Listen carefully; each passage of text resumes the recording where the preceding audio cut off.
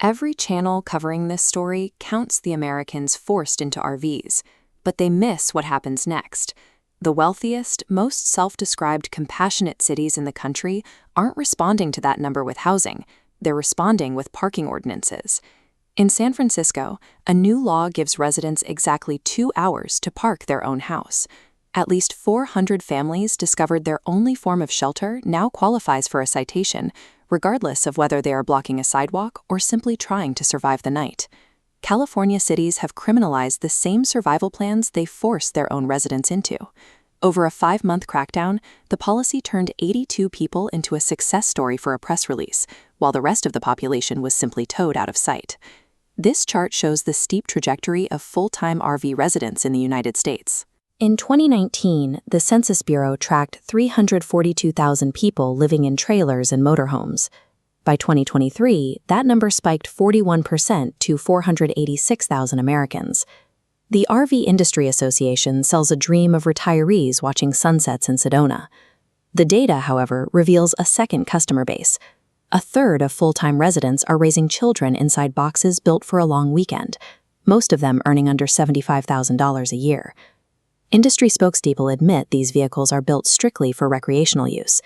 It is a polite way of acknowledging that this second customer base, the one living in them out of necessity, was never supposed to exist. A broken housing market is quietly outsourcing its failures to vehicle lots, hiding a survival strategy behind a recreational label. The math forcing families into these vehicles is straightforward. While national average rent sits around $1,698 a month, Zillow's market data puts the actual cost of an available unit closer to $1,995. Officials often point to job growth as a solution, but much of that growth is $14 an hour warehouse work. That paycheck cannot clear a $2,000 rent bill, let alone a mortgage or a down payment.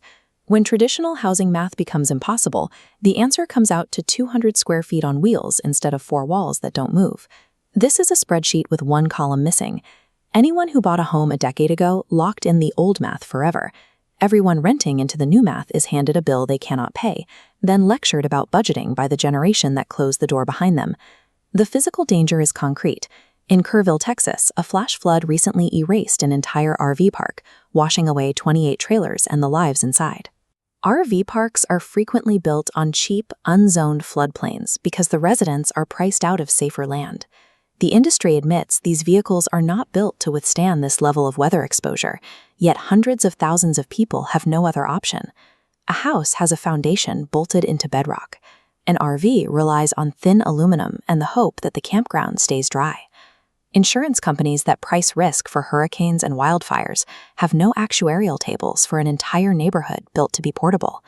When the water rises, the $30,000 trailer and the family inside it is effectively on its own. Palo Alto is a city of million-dollar homes that funds school bonds without blinking, yet the city council recently dedicated an entire session to drafting laws against people sleeping in trailers near the Baylands. During public comments, some residents dismissed the RV population as people who simply refuse to work. It is a sharp contradiction for a town built on tech wealth and remote labor to ignore the census data showing these residents are the very workers the local economy relies on. These wealthy coastal towns often champion compassion until it requires a zoning variance. Instead of building actual housing for their workforce, they simply write new parking statutes to make the entire poverty crisis invisible by Tuesday. The council passed the ordinance with a 6-to-1 vote. The law bans van lording, the practice of renting out a trailer parked on a public street, and prohibits any towed, non-motorized trailers from sitting on city pavement. Enforcement follows a clear timeline. Signage goes up in December, full towing power live by spring. The ordinance carefully regulates the status of vehicles while avoiding any mention of income or the cost of local housing. By classifying the poor as a parking violation, the city can address the optics of poverty without addressing the policy failures that caused it. The eviction that puts someone in that trailer is never reversed by a tow truck. It is simply relocated to whichever neighboring city hasn't drafted a matching ordinance yet. San Francisco pushed a citywide 2-hour parking limit for any vehicle longer than 22 feet. The language is engineered to target oversized vehicles, while avoiding the legal complications of the word homeless. The rule hit at least 400 RVs, many housing immigrant families with children. These are people who cannot find an apartment that fits within their paycheck, caught in a net designed to clear the roadway. Mayoral advisors framed the goal as wanting stability indoors, but the city has not provided the indoor space required to house these families. Compliance is impossible when the supply of beds simply doesn't exist. Taxpayers frustrated by RVs on their blocks have a point about quality of life. But the families inside those RVs, who pay sales tax on groceries while waiting for non-existent shelter beds, have a point too. When forced to decide, the city ultimately chose the side that required a tow truck rather than issuing a zoning permit to build housing. After 5 months, the city towed 169 large vehicles. Only 82 landed in housing.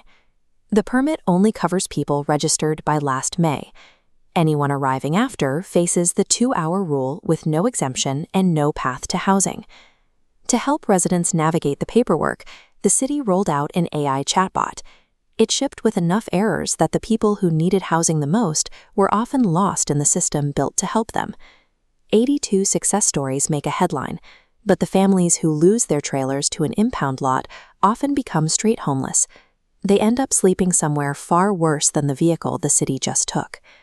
This strategy is scaling. Santa Cruz wrote its own oversized vehicle ordinance years ago, and now neighboring Capitola is openly discussing copying the exact same language. City attorneys pass this legal template from county to county, copy-pasting the same language down the coast whenever RV visibility becomes a public relations issue. While the national count of full-time RV residents continues to rise, the response has settled into a predictable cycle of citations and tow yards. The math of the housing gap remains unsolved, criminalized one county at a time. The legislative response across these cities prioritizes clearing the street over housing the person. The data shows the problem is not a lack of work or a lack of desire for a home, but a simple failure of the market to provide 4 walls at a price the local workforce can afford. The next parking ordinance is already drafted somewhere, waiting for the RV count to get high enough to trigger a council meeting. Right now, a family in a trailer is about to find out what the newest template means for the place they call home.